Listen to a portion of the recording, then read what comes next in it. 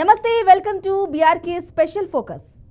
ఇక వైసీపీ అధికారంలో ఉండగా ఆ పార్టీ నేతలు చేసిన ఓవర్ యాక్షన్ అంతా ఇంతా కాదు. ఆడిందే ఆట, పాడిందే పాట అన్నట్లుగా ఇష్టానుసారం వ్యవహరించారు. టీడీపీ కార్యకర్తలు మొదలుకొని నేతలు ఆఖరికి పార్టీ ఆఫీసులకు కూడా ధ్వంసం చేసిన సందర్భాలు కోకొల్లలు. వైసీపీ నాయకులుగా చలామణి అయిన వారికి ఇప్పుడు అసలు రాజకీయం ఏంటన్నది బోధపడుతుంది. నాడు అధికార మత్తులో నేతలు కొట్టిన డైలాగ్లకు గుడ్డిగా జేజేలు పలికిన నాయకులు ఇప్పుడు వాస్తవంలోకి వస్తున్నారు. తాము ఎంత మోసపోయామో, ఎంతలా మోసగించారో ఇప్పుడు అర్థమవుతుందని రియలైజ్ అవుతున్నారు. ఇక కీలక నేతల గొడుగు కింద ఉండి ఇష్టానురీతిన మాట్లాడామని, అదంతా తప్పో ఇప్పుడు తెలిసి వస్తుందని, తప్పు చేశాం మహాప్రభు అంటూ లెంపలు వేసుకుంటున్న వల్లభనేని వంశీ, కొడాలి నానిపై BRK news special story.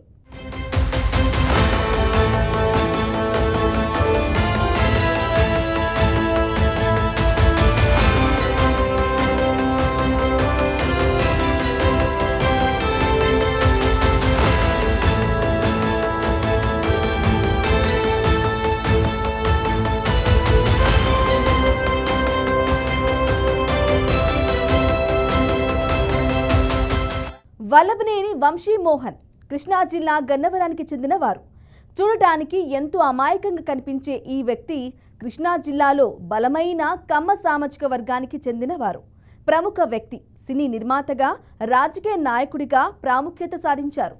Cinema రంగం నుండి రాజకీయాల్లోకి ఆయన ప్రయాణం సాగింది. ఆయనవి విభిన్నమైన ఆసక్తులు. డబ్బు పట్ల ఏమాత్రం యావలేని వ్యక్తిగా కనిపిస్తూనే అపారంగా డబ్బు వేటలో మునిగి తేలుతున్నట్లు ప్రస్తుతం బయటపడుతున్న వ్యవహారాలను బట్టి తేలుతోంది. ప్రజాసేవ పట్ల ఎంత ఆసక్తి ఉందో తెలియదు కానీ ఆయన ప్రాతినిధ్యం వహించిన నియోజకవర్గం మాత్రం ప్రముఖ కమ్యూనిస్టు నాయకుడు పుచ్చిలపల్లి సుందరయ్య లాంటి వాళ్ళు గెలిచిన ప్రాంతం. Watch this story.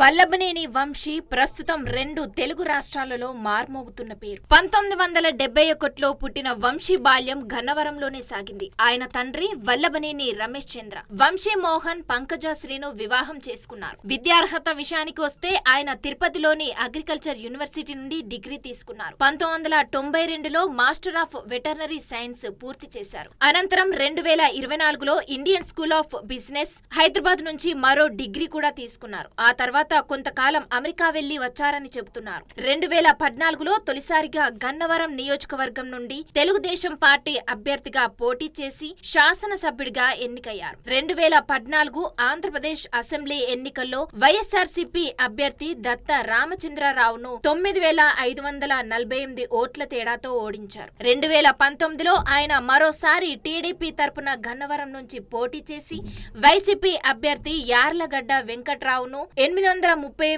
ఓట్ల తేడాతో ఓడించి రెండోసారి ఎమ్మెల్యేగా ఎన్నికయ్యారు. ఆ తర్వాత ఆయన తెలుగుదేశం పార్టీకి రాజీనామా చేసి వైసీపీలో చేరారు. ఆయన వైసీపీలో చేరడానికి గుడివాడ నియోజకవర్గ మాజీ ఎమ్మెల్యే కొడాలి నాని కారణమని చెబుతున్నారు. వంశీ మోహన్ తన వృత్తిని సినీ నిర్మాతగా ప్రారంభించారు. ఆయన తన నిర్మాణ సంస్థ ద్వారా పలు తెలుగు సినిమాలను నిర్మించారు. జూనియర్ ఎన్టీఆర్ తో అదుర్స్ అనే సినిమాను వంశీ తీశారు.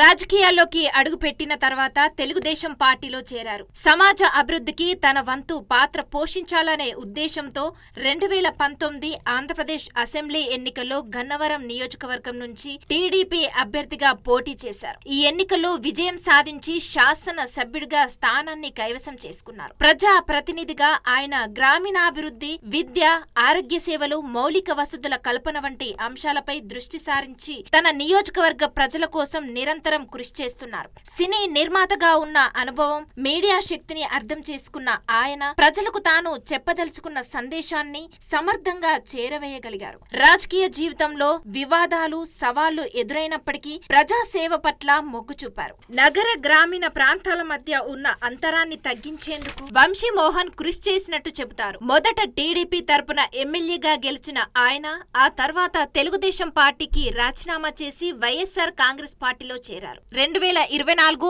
అసెంబ్లీ ఎన్నికల సమయంలో వంశీమోహన్ వాడిన భాష, టీడీపీ అధినేత చంద్రబాబు నాయుడు భార్య గురించి చేసిన అనుచిత వ్యాఖ్యలు ఆయన ఎమ్మెల్యేగా ఉన్నప్పుడు తన నియోజకవర్గంలో సాగిన వ్యవహారాలు ఇప్పుడు ఆయన్ని చుట్టుముట్టాయి. గన్నవరంలోని టీడీపీ కార్యాలయంపై దాడి కేసులో ఇప్పుడు ఆయన్ని పోలీసులు అరెస్ట్ చేసి రిమాండ్కి పంపారు. ఆయనపై మోపిన కేసులు నిరూపితమైతే ఆయనకు కనీసం 10 ఏళ్ల జైలు శిక్ష పడే అవకాశం ఉందంటున్నారు న్యాయ నిపుణులు. మోడీ గారు వచ్చి చిలకలూరుపేటలో ఏం చెబుతారు?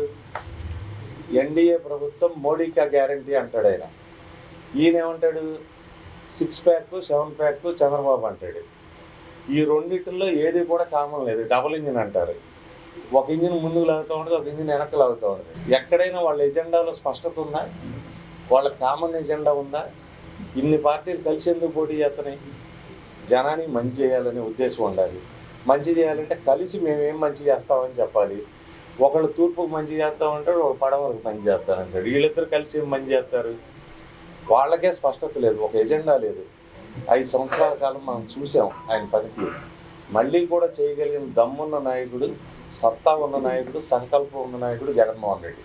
కాబట్టి అటువంటి నాయకుడిని, వయసులో చిన్నవాడైనా కూడా పెద్ద మనసు ఉన్న నాయకుడు, 10 మందికి పెట్టే నాయకుడు, ఆ సంకల్పం ఉన్న నాయకుడు. కాబట్టి ఆయన రక్షించుకోవాల్సిన అవసరం ఉందని నేను మనస్ఫూర్తిగా భావిస్తూ ఈ పార్టీ తరఫున నాకు మరింత సేవ చేసే ఉద్దేశంతో గన్నవరం మాజీ ఎమ్మెల్యే వల్లభనేని వంశీని వరుస కేసులు వెంటాడుతున్నాయి. ఒక కేసులో ఊరట లభించి బెయిల్ మంజూరైనా మరో కేసులో పీటీ వారెంట్ దాఖలు కావడంతో ఆయన గత 95 రోజులుగా జైలుకే పరిమితం కావాల్సిన పరిస్థితి నెలకొంది. దీంతో ఆయన జైలు జీవితం మరింత కాలం కొనసాగే సూచనలు కనిపిస్తున్నాయి. పేరు మోసిన క్రిమినల్ అని పోలీసులు అమాయకుడు రాజకీయ కక్షతోనే వేధిస్తున్నారని వైసీపీ నాయకులు చెప్తున్నారు. పీడల్ ఎడిమాని మొన్న శనివారం హాస్పిటల్ తీసుకెళ్లారు. హిమోగ్లోబిన్ కొంచెం తగ్గింది అండ్ టాబ్లెట్స్ ఇప్పుడు మార్చి వేరేవి ఇస్తున్నారు. ఆయనకి ఈ వాతావరణంకి హైపాక్సియా అంటే బ్రెత్లెస్నెస్ వచ్చింది. అది ముందు నుంచి ఉంది, ఇప్పుడు ఇంకా ఎక్కువ అవుతా ఉంది. అదే 2nd గ్రేడ్ అని ఇచ్చారు డాక్టర్స్ రిపోర్ట్. అందుకని ఇన్హేలర్ కూడా యాడ్ చేశారు. సో ఇప్పుడు మెడికేషన్లో ఉన్నారు. పీడల్ ఎడిమాని మొన్న శనివారం హాస్పిటల్ తీసుకెళ్లారు. హిమోగ్లోబిన్ కొంచెం తగ్గింది అండ్ టాబ్లెట్స్ ఇప్పుడు మార్చి వేరేవి ఇస్తున్నారు. ఆయనకి ఈ వాతావరణంకి హైపాక్సియా అంటే బ్రెత్లెస్నెస్ వచ్చింది. అది ముందు నుంచి ఉంది, ఇప్పుడు ఇంకా ఎక్కువ అవుతా ఉంది. అదే 2nd గ్రేడ్ అని ఇచ్చారు డాక్టర్స్ రిపోర్ట్. అందుకని ఇన్హేలర్ కూడా యాడ్ చేశారు. సో ఇప్పుడు మెడికేషన్లో ఉన్నారు. ఇప్పుడు ఆయన ఇరుక్కున్న కేసు చూస్తుంటే మాత్రం ఆయన పెద్ద ఆర్గనైజ్డ్ క్రిమినల్ అని తెలుస్తుంది. నిండా 55 ఏళ్లు కూడా లేని ఇతడు ఇన్ని నేరాలు చేశారని జనం ముక్కున వేలేసుకునే పరిస్థితి. ఆయన్ని వదిలే ప్రసక్తే లేదని పోలీసులు బాసులు తెగేసి చెప్తున్నారు. పోలీస్ కస్టడీకి తీసుకుని నిజాలు కక్కిస్తామంటున్నారు.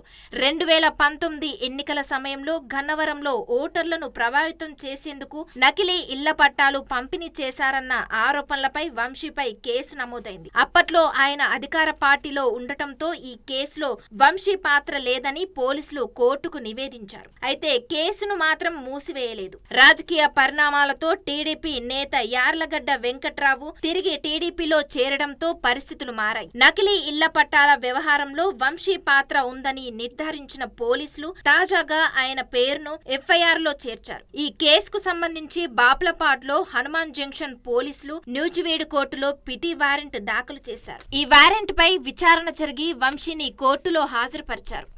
లోకేష్ అనేవాడిని చూడటానికి ఎవరు రారు. లోకేష్ అనేవాడిని ఏమని చెబుతారు మీరు? ఇప్పుడు అతని స్పెషాలిటీ ఏంటి? ఏం కాదు కదా. లోకేష్ అంటే ఎవరని చెబుతారు? అడగగానే టపామని చంద్రబాబు నాయుడు కొడుకు అంటారు. ఇంకా వేరే ప్రత్యేకత ఏమైనా ఉందా? జీవితంలో ఏమైనా సాధించాడా? ఏమైనా పీకాడా? కాబట్టి యువ గజమైన, యువ గళమైన, యువ గంగాళమైన, యువ గందరగోళమైన, యువ తెపాళమైన ఏమి అదేమి ఇదయ్యేదేం లేదు. ఊరికే స్పాన్సర్డ్ కార్యక్రమం, తన డబ్బుతో తన పూలు చల్లుకోవటం, తన డబ్బుతో తన బస్సు కొనుక్కోవటం, తన డబ్బుతో జనాలను పోగు చేసుకోవడం, తన డబ్బుతో టిఫిన్లు, భోజనాలు, ఇదంతా కూడా ఆర్గనైజ్డ్ కార్యక్రమం, స్పాన్సర్డ్ కార్యక్రమం. ఇప్పటికే సత్యవర్ధన్ కిడ్నాప్ కేసులో అరెస్ట్ అయి విజయవాడ జిల్లా జైల్లో రిమాండ్ ఖైదీగా ఉన్న వంశీపై గన్నవరంలోని టీడీపీ కార్యాలయంపై దాడి, విధ్వంసం కేసుతో పాటు ఒక ప్రైవేట్ స్థలం ఆక్రమణకు సంబంధించిన వ్యవహారాల్లోనూ పీటీ వారెంట్లు దాఖలయ్యాయి. గన్నవరం స్థల ఆక్రమణ కేసులో హైకోర్టు, సత్యవర్ధన్ కిడ్నాప్ కేసులో విజయవాడ కోర్టు వంశీకి బెయిల్ మంజూరు చేశాయి. టీడీపీ కార్యాలయం విధ్వంసం కేసుకు సంబంధించి సిఐడి తరపున వాదనలు పూర్తి కావడంతో కోర్టు తీర్పును రిజర్వ్ చేసింది. గన్నవరం మాజీ శాసనసభ్యులు ఉన్నారు, వల్లభనేని వంశీ. మరి ఆయన అరెస్ట్ చేసినటువంటి నేపథ్యంలో జగన్మోహన్ రెడ్డి గారు మాట్లాడుతున్నారు, ఈరోజు రెడ్ బుక్ రాజ్యాంగం నడుస్తుందని చెప్పేసి. మేము ఒకటే చెప్తున్నాం, తెలుగుదేశం పార్టీ కార్యాలయాలంటే మేము దేవాలయాలుగా భావిస్తాం. అలాంటి దేవాలయాల మీద దాడి చేస్తే ఆ రోజు ఉన్నటువంటి ప్రభుత్వం ఏమీ పట్టించుకోకుండా తిరిగి తెలుగుదేశం పార్టీ నాయకుల మీదే కేసు పెట్టినటువంటి తీరు, అదొక జంగిల్ రాజ్య పరిపాలనలాగా. అందుకే తెలియజేస్తున్నాం, ఈరోజు ప్రజాస్వామ్యం నడుస్తుంది, జనరాజ్యం నడుస్తుంది. ఈరోజు ప్రజాస్వామ్యంలో చట్టం తన పని తాను చేసుకునే విధంగా ఈరోజు పరిపాలన చంద్రబాబు గారి నాయకత్వంలో సాగుతుంది. కనుక ఎక్కడ కూడా రాజకీయ ముసుగులో, అంటే నేరస్తులు రాజకీయ ముసుగులో చలామణి అవడానికి కొంతమంది ఇంకా ప్రయత్నం చేస్తున్నారు.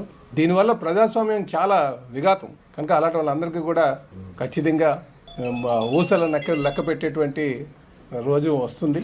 అదే ఈరోజు జరిగిందని చెప్పేసి ఈ సందర్భంగా గన్నవరంలో అక్రమ మట్టి తవ్వకాలకు సంబంధించి వంశీపై మరో కేసు చుట్టుకునేలా ఉంది. ఈ వ్యవహారంపై విజిలెన్స్ అండ్ ఎన్ఫోర్స్మెంట్ విభాగం జరిపిన విచారణలో అనేక అక్రమాలు జరిగినట్లు తేలింది. ఈ నివేదికను ఇప్పటికే ప్రభుత్వానికి సమర్పించారు. మైనింగ్ తో పాటు ఇతర శాఖల ప్రమేయం కూడా ఈ అక్రమాల్లో ఉన్నట్లు గుర్తించడంతో ఈ కేసును ప్రభుత్వం అవినీతి నిరోధక శాఖ విచారణకు ఆదేశించే అవకాశాలున్నాయని తెలుస్తోంది. అదే జరిగితే వంశీపై మరో కేసు నమోదు కావడం ఖాయంగా కనిపిస్తోంది.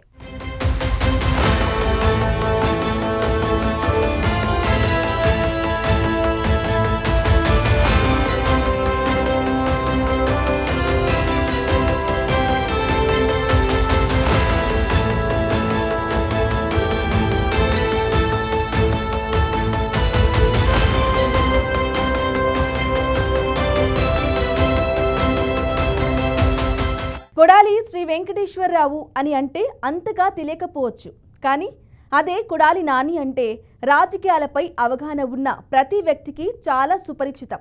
పార్టీ ఏదైనా తన పందా ఒక్కటే. అసెంబ్లీలో అయినా, అడ్డా మీదైనా, అధికార పక్షమైనా ప్రతిపక్షమైనా కడిగి పారేయడమే ప్రజా సమస్యల పరిష్కారానికి ఎంత దూరమైనా వెళ్ళగలిగే నాయకుడు కొడాలి నాని. ఆయన జీవిత రాజకీయ చరిత్రను ఓసారి చూద్దాం.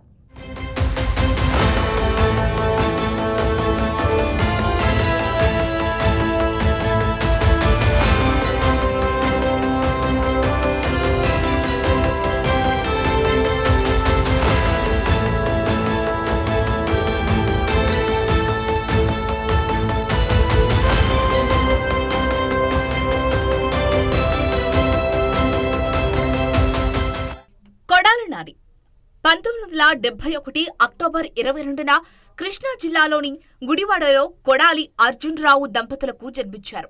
కొడాలి నాని అసలు పేరు కొడాలి శ్రీ వెంకటేశ్వరరావు. ఆయన చిన్నప్పటి నుంచి దూకుడుగా ప్రవర్తించేవారు.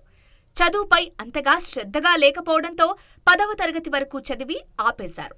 రాజకీయ కుటుంబం కావడంతో చిన్ననాటి నుంచి చదువు కంటే రాజకీయాలపై ఆసక్తి చూపేవారు. అలాగే ఎన్టీఆర్ అంటే ఆయనకు ఎంతో ఇష్టం. ఇక తన అభిమాన నటుడు పార్టీ స్థాపించడంతో వెంటనే టీడీపీ కార్యకర్తగా తన రాజకీయ జీవితాన్ని ప్రారంభించారు.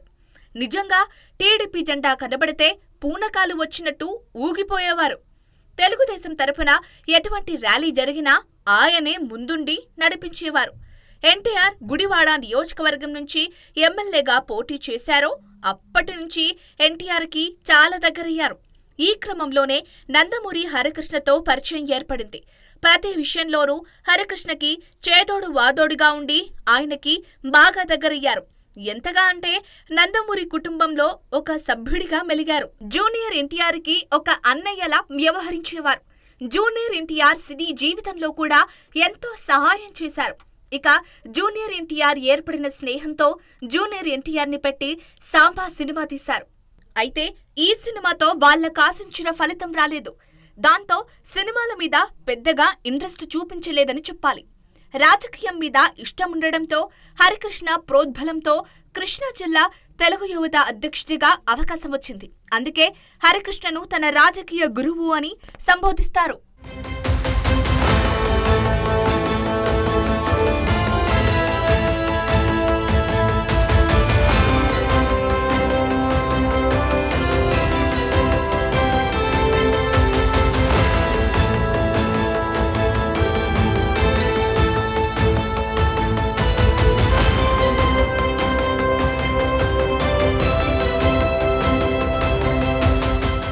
తరువాత 2004లో హరికృష్ణ సపోర్టుతో తెలుగుదేశం తరపున గుడివాడ శాసనసభ స్థానంలో పోటీ చేసే అవకాశం వచ్చింది. అప్పటి సిట్టింగ్ ఎమ్మెల్యేని కాదని ఆ టికెట్ నానికి ఇవ్వడంతో అప్పట్లో పెద్ద దుమారమే అయ్యింది. ఆ విధంగా 2004 ఎన్నికల్లో కాంగ్రెస్ అభ్యర్థి కటారి ఈశ్వర్ కుమార్ పై భారీ మెజారిటీతో మొదటిసారి విజయం సాధించి తొలిసారిగా అసెంబ్లీలో అడుగుపెట్టారు. తన మాట తీరు, తన ప్రవర్తనతో అప్పటి సీఎం చంద్రబాబుకు కూడా చాలా దూరమయ్యారు. దాంతో 2009లో కూడా గుడివాడ నుంచి పోటీ చేసి కాంగ్రెస్ అభ్యర్థి పెన్నమనేని వెంకటేశ్వరరావు మీద విజయం సాధించి రెండవసారి గెలిచారు. అయితే 2009 తర్వాత జూనియర్ ఎన్టీఆర్ హరికృష్ణని పార్టీ నుంచి చంద్రబాబు దూరం పెడుతూ వచ్చారు. దీంతో చంద్రబాబుతో రాజకీయంగా కూడా కొన్ని విభేదాలు రావడంతో 2012 టీడీపీ సభ్యత్వానికి రాజీనామా చేసి వైఎస్ జగన్మోహన్ రెడ్డి పార్టీ వైసీపీలో చేరారు. ఇది అప్పట్లో రాజకీయంగా పెద్ద దుమారమే రేపింది. నాని గురించి మాట్లాడడానికి వస్తే, నేను మీ అందరికీ, తెలుగుదేశం పార్టీ కార్యకర్తలకి, తెలుగుదేశం పార్టీ శ్రేణులకి, ఈ రాష్ట్ర ప్రజలకి, నా అభిమానులకి అందరికీ తెలియజేసేది ఏంటంటే, అవును నాని నాకు సన్నిహితుడే, నేను కాదనే విషయం ఏమీ లేదు, మీ అందరికీ తెలిసిన విషయమే.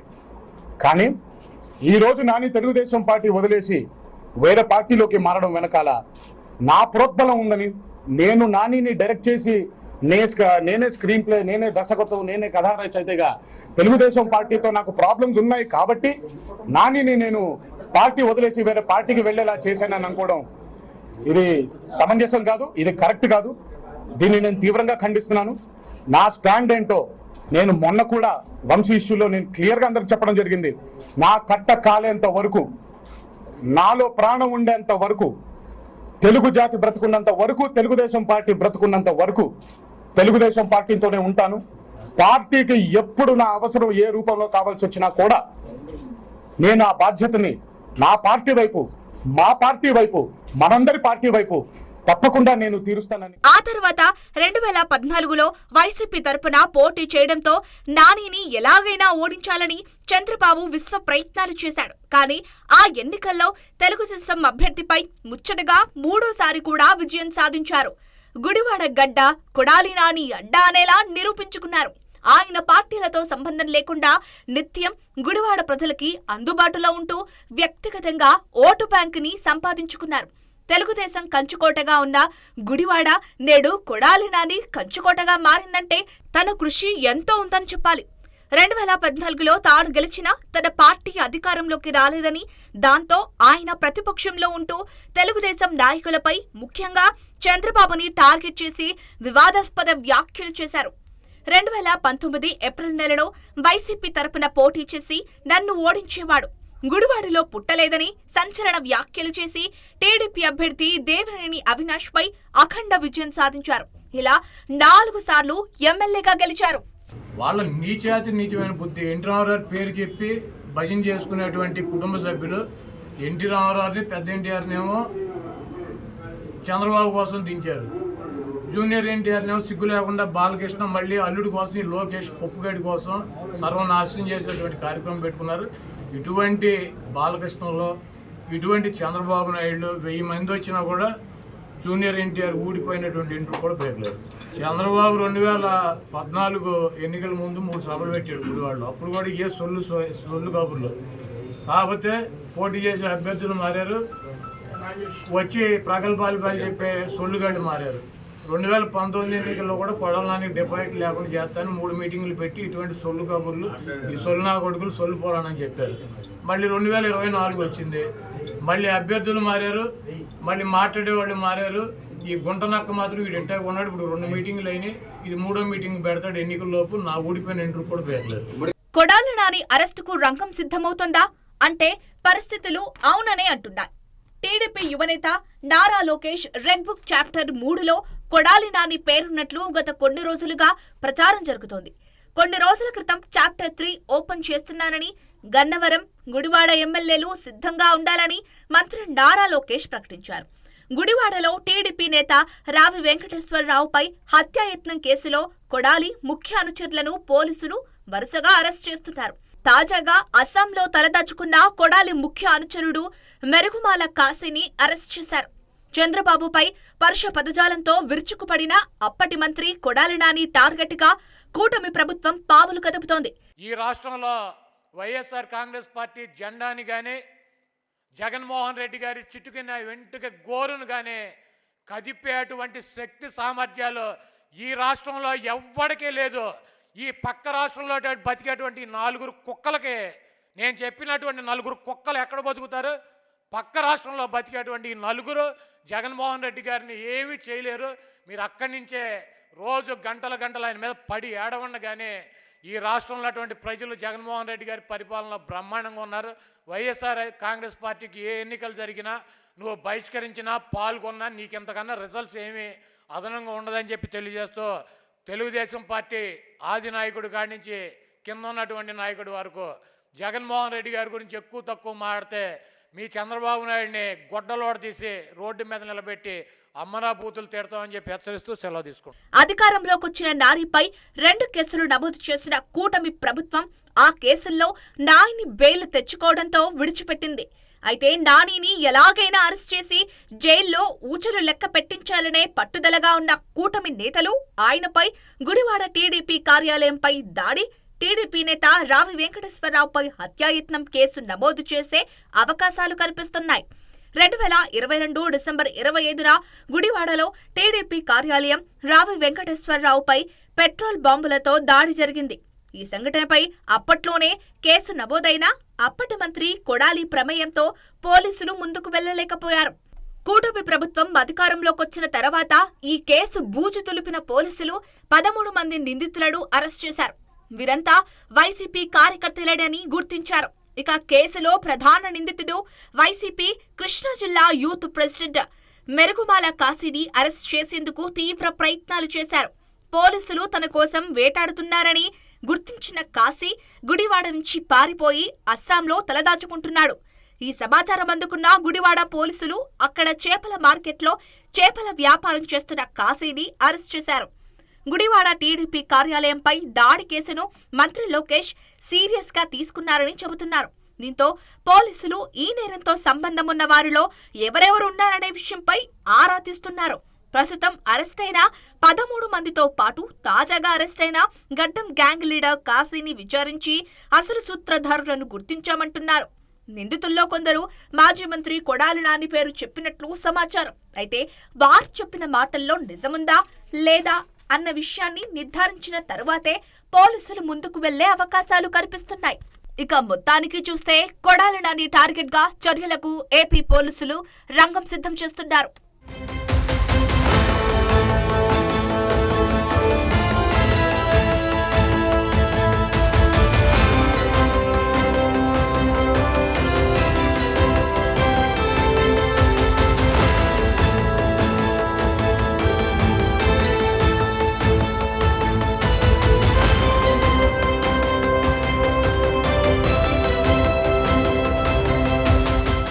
నాడు వైసీపీ అధికారంలో ఉండగా మా వంతు అని విర్రవీగిన నేతలకు ఇప్పుడిక కూటమి వంతు వచ్చేసరికి వరుసబెడుతున్నారు తెలుగు తమ్ముళ్ళు.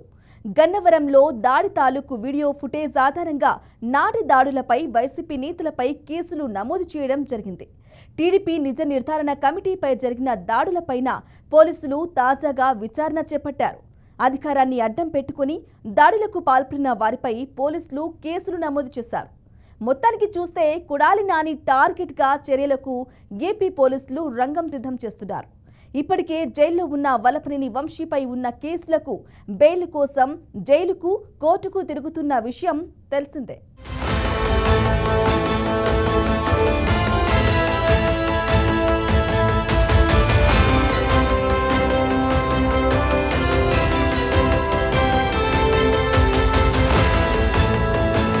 ఇది వాటి BRK special focus. Stay tune BRK news Telugu సత్తా.